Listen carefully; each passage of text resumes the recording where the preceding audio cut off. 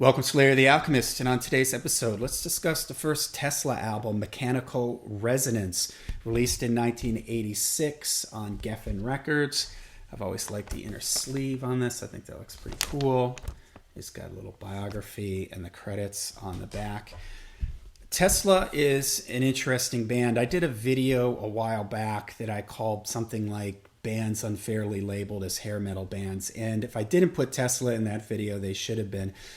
They're a band that often gets lumped in with all the other glam LA hair bands. You see them always showing up on these festivals when those bands are on there. And for me, though, Tesla is more of a 70s hard rock influenced band with some metal tinges thrown in here and there to their sound. I guess it's understandable how they got lumped into this. This album came out in 86 when the whole glam LA thing was really just completely exploding.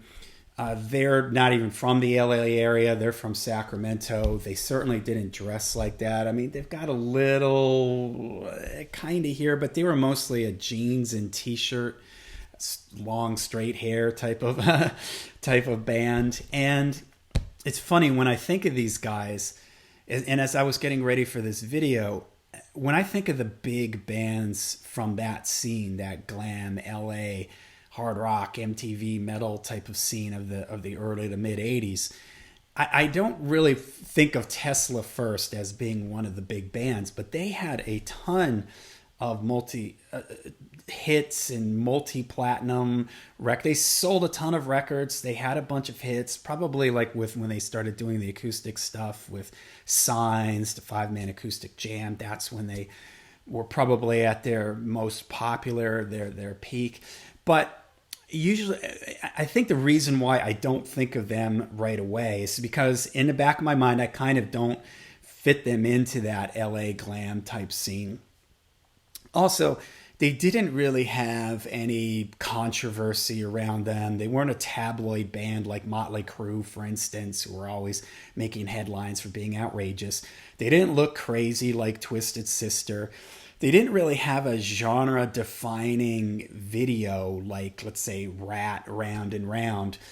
But in the end, like I said, when the whole glam LA hair ship got sunk by the 90s grunge, unfortunately, they got lumped in with all that and went down with the ship. If I think of a similar band musically, I would say Cinderella, because Cinderella, as I've talked about on this channel, to me, they're more of like a Rolling Stones type of sound. Aerosmith.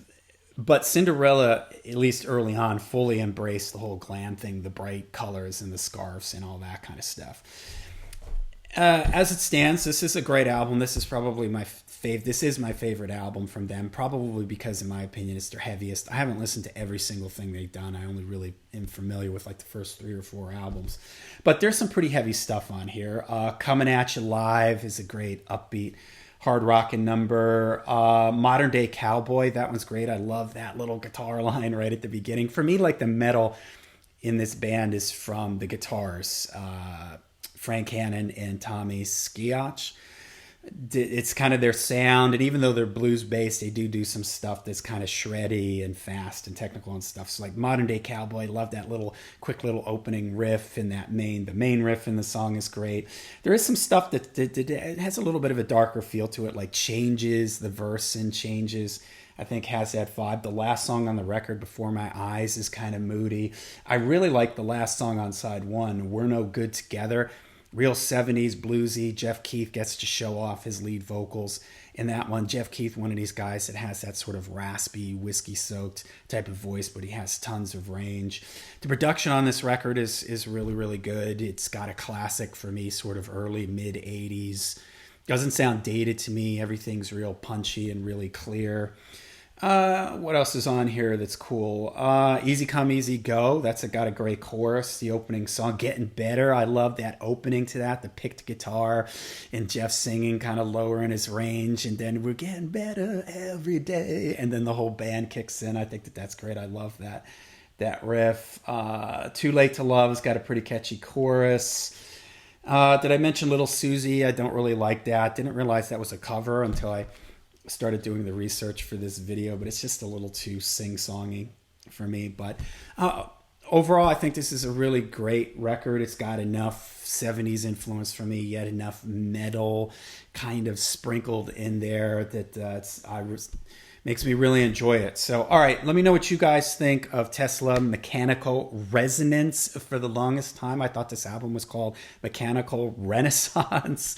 In fact, when I was going to make the video, in my mind, I was thinking Renaissance, and I was like, wait a minute, it's Resonance.